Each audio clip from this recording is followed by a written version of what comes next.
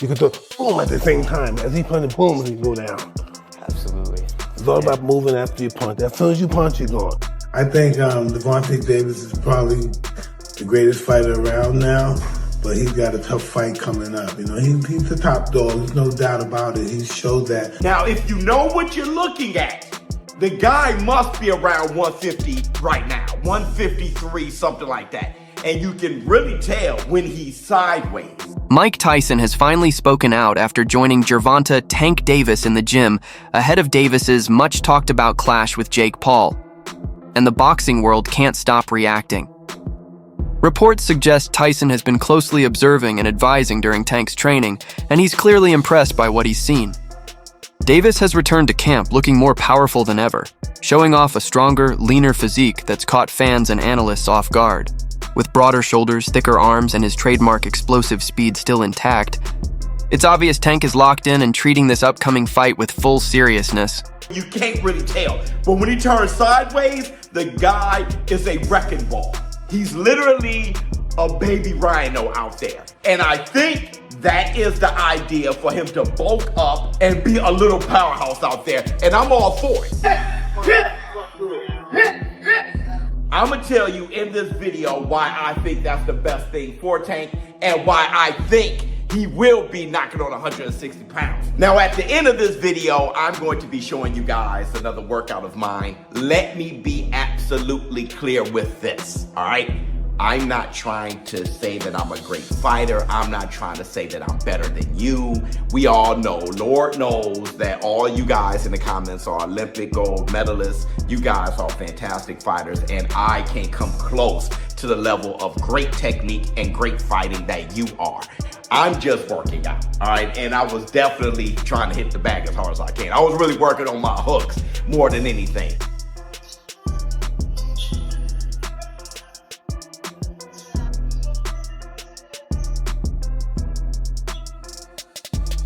Now listen, I know that I'm trash, all right? So, you know, just look at it and be like, okay, Showbiz trash or whatever. Or if you want to be inspired and you're on a journey like I am, I'm trying to get back. I'm trying to not look like I'm 45 out here, all right? Other than the gray and the beard, all right? If you get inspired, please let me know in the comments. Other than that, all you Olympic gold medalists out there, I'm nowhere on your level, all right? But if you want to see it, it's going to be at the end of this video.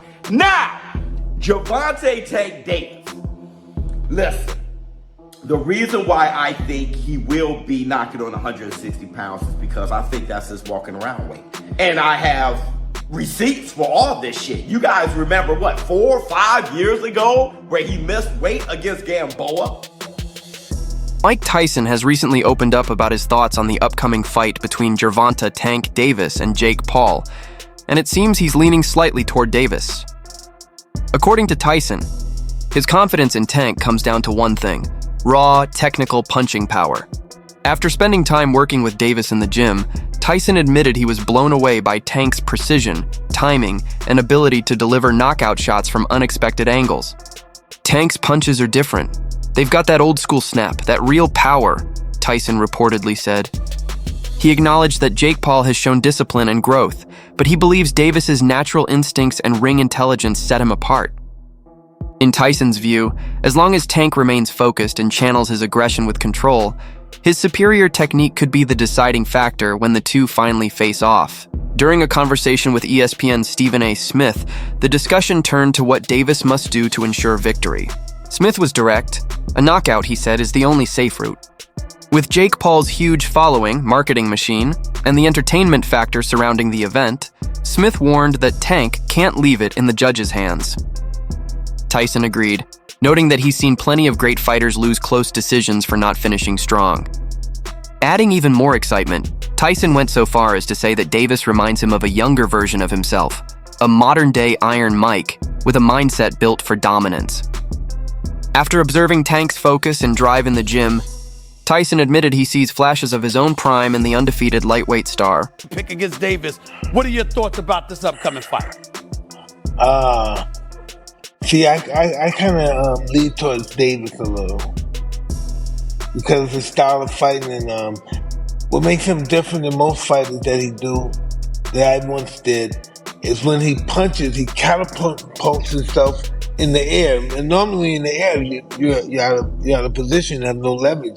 But for some reason, myself and Mr. Davis, our best point is when we're leaping in the air, like being catapulted to punch up, because he's not much of a guy that punches down as we saw with Pitbull Cruz.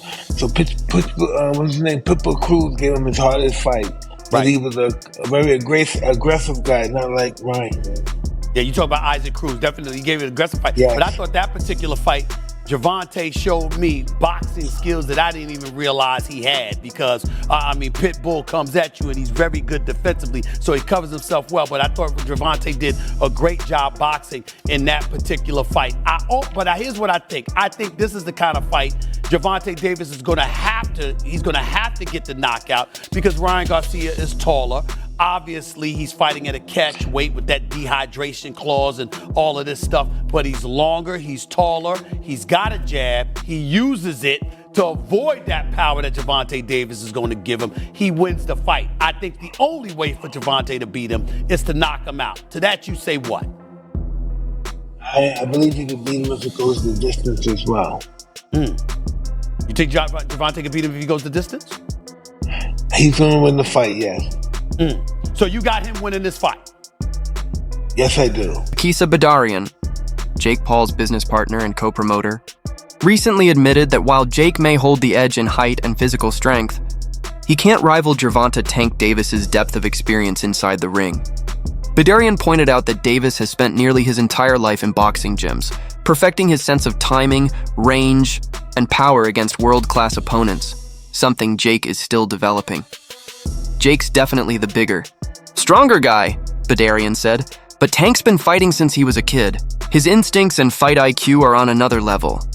He added that while Paul's commitment and improvement deserve credit, true ring experience can't be gained overnight. And that could be the biggest difference when they face each other. Z and Gen Alpha, they are the two biggest boxers in America, and they are putting it all on the line.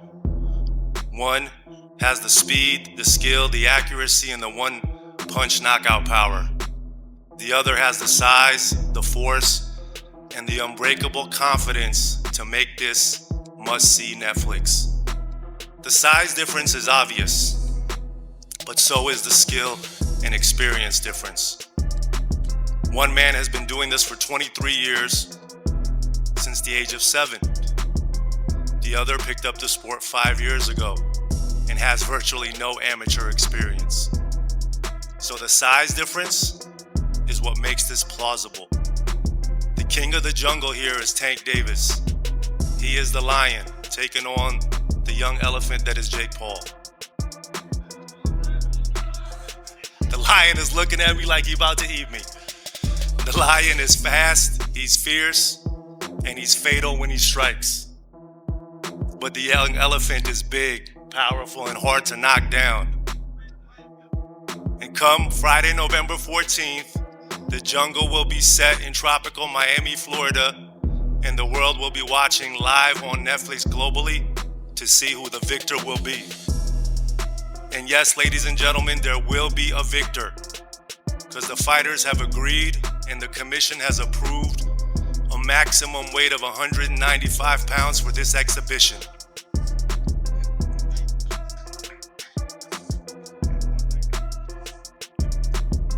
The fight will be contested over 10 3-minute rounds. The fight is 195 pounds, Tank, as you know. The fight will be contested over 10 3-minute rounds, and when Tank and Jake enter the squared circle to go to battle, they will be wearing 12-ounce gloves. Even with Gervonta Davis's clear technical edge, former champion Carl Froch has issued a warning about Jake Paul's size and unusual punching power, saying it could still pose real danger. According to Froch, Davis isn't accustomed to taking shots from someone that big or heavy-handed, which could make the matchup risky. His comments echo a broader concern in the boxing community. Many see this fight not as a traditional contest between equals, but as more of a spectacle, with questions being raised about its legitimacy and the safety of the fighters involved. Just here at Los Naranjos in Viva, España. and I found out that Gervonta Davis is now fighting Jake Paul. So Jake Paul was supposed to be fighting AJ. Eddie Hearn announced 99% done, which we've just spoke about. What next for AJ? Potentially Jake Paul. But it now looks like that Jake Paul is fighting one of Anthony Joshua's legs. He's fighting Gervonta Davis, somebody who's a quarter of his size. I don't even know what's going on. Has Eddie Hearn been played? Let me know what you think. But the AJ fight with Jake Paul's finished. Gervonta Davis, fake Paul, November. I don't know what's going on in the world of boxing. This is an absolute joke. What next for AJ? We'll get into this, and there's so many questions I want to get into in the next episode. But I hope you enjoyed this one. And yeah, I just thought I'd give you a quick update because the news has just come in. And I'm just trying to relax and play a bit of golf, and I can't. I've got to get it off my chest. I'm going to add it to this video. Hope you enjoy it. Don't forget, if you haven't already, hit like, share, and subscribe to the best channel in the business, Frotch on Fighting, and we'll see you very soon. Nakisa Badarian has confidently brushed off any concerns about Jake Paul's size advantage over Gervonta Tank Davis, insisting that physical dimensions alone won't determine the outcome. According to Badarian, the only reason Paul pushed for a heavier catch weight was to balance his limited in-ring experience compared to Davis's lifelong boxing background. He also shared that the Paul versus Davis showdown wasn't something that happened overnight. The matchup had been quietly discussed for some time, originally set aside while Paul's team explored a potential fight with Canelo Alvarez. Once that plan fell through, Badarian said, the route to facing Tank became the natural next move, especially since Davis had reportedly been eager for the fight for years. Jake and Tank are gonna happen November 14th. Whatever weight they want, man, they're talking about it, and whatever it is, it's gonna be a definitive outcome. People can talk about pro, exhibition. We're gonna make sure this is as real as it's real.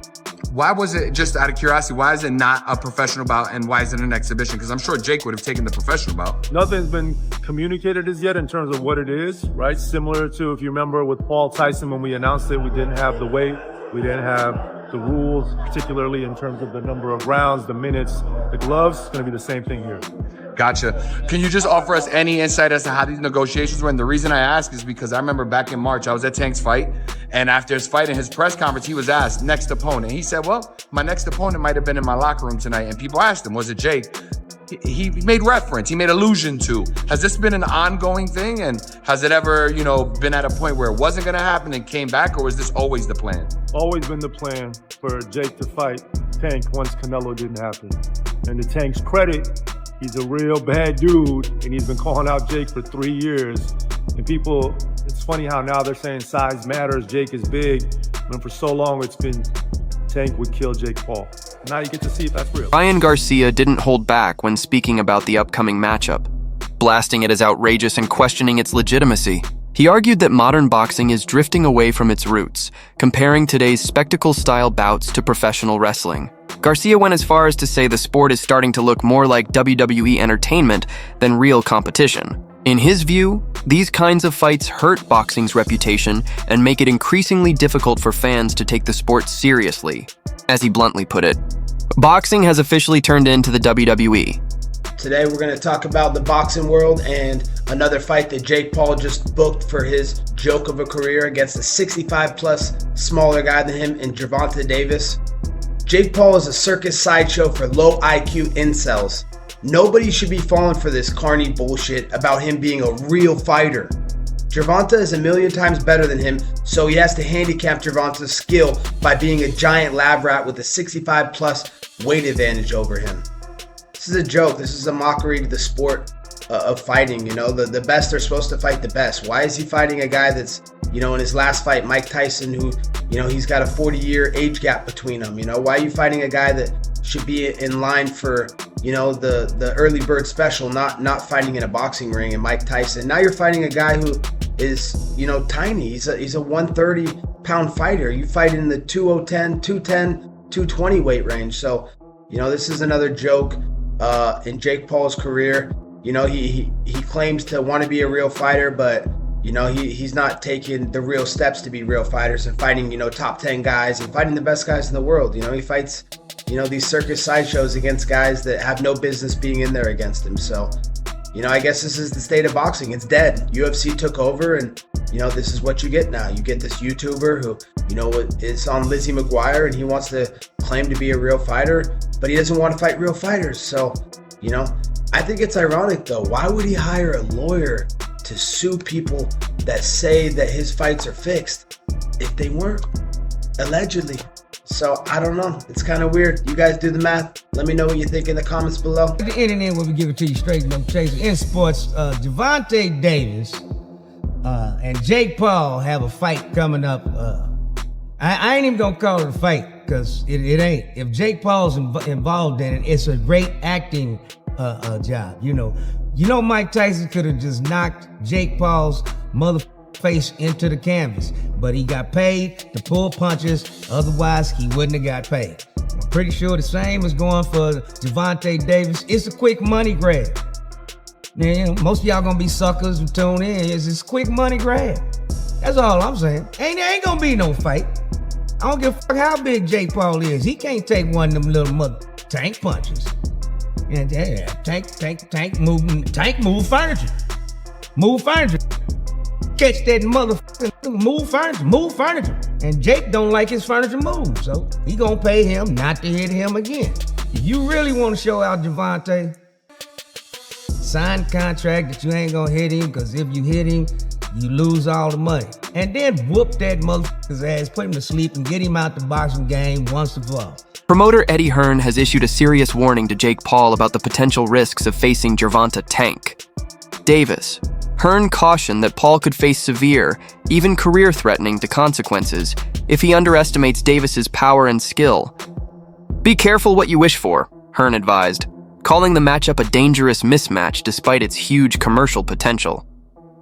Although Hearn admitted the fight could go either way on paper, his underlying concern was clear. This isn't just about wins and losses. In his view, Jake Paul is putting far more than his record at stake.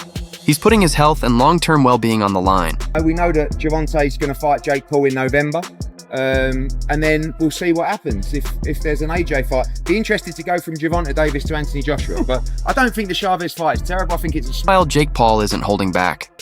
He's raised the stakes by boldly promising to deliver the knockout of the year when he steps into the ring with Gervonta Tank Davis. For Paul, this isn't just another fight. It's a statement.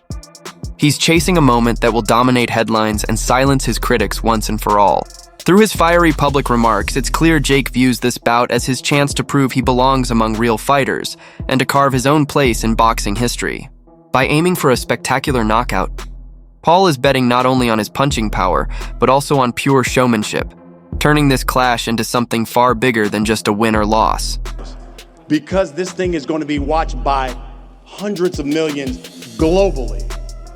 Jake, give the people one thing that you can guarantee that they're going to get on November 14th when they tune in to Netflix. Yeah, you're going to see the two biggest fighters in America go head-to-head with an amazing card. World championship fights back-to-back, and that's just how the MVP way we do it, and I'm going to come for a knockout of the year again. I've seen it in my visions. I've seen it in my manifestation. I'm sleeping this guy and going to create the most viral knockout ever. Number of boxing fans online have accused Gervonta Tank Davis of sidestepping elite contenders like Shakur Stevenson and Teofimo Lopez in favor of a bigger payday against Jake Paul. Critics claim Tank's decision is more about money than legacy, suggesting he's prioritizing financial reward over challenging himself against the sport's top names. However, many others say that judgment is unfair and dismissive of his accomplishments. Davis remains undefeated, has captured multiple world titles, and has taken out some of the toughest opponents in his division. To label him a ducker, they argue, disrespects years of dominance and dedication. Even if the Jake Paul fight brings massive money, it doesn't erase what Gervonta has already earned inside the ring. The casual, but what about the hardcore boxing fans? Won't we stand up and put some value on fighters that dare to be great, that respect the sport of boxing and not just the business of boxing? Ryan Garcia never been a champion. Shout out to Ryan Garcia, but Ryan Garcia never been a champion. Making more money than these guys, Devin Haney and Teofimo Lopez, right? Ryan Garcia, the less accomplished fighter, was just main eventing in their last fight. Devin Haney was the co-main event, and Teofimo Lopez was playing third fiddle. Where's the hardcore boxing fans' dollars? Where was the hardcore boxing fans' appreciation?